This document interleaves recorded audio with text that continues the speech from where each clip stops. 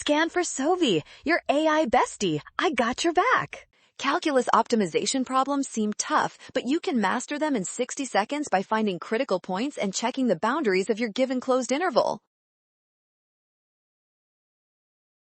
First, find the critical points by setting the derivative equal to 0. Solving 4x minus 8 equals 0 gives us x equals 2. That is our first critical point.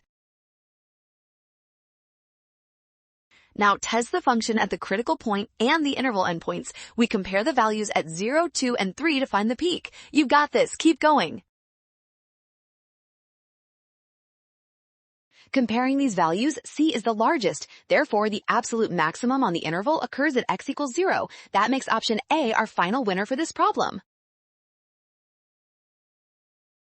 Nailed it! Scan the code. You can learn better with SOVI. Don't skip critical endpoints. Always check all bounds and test every single critical x value.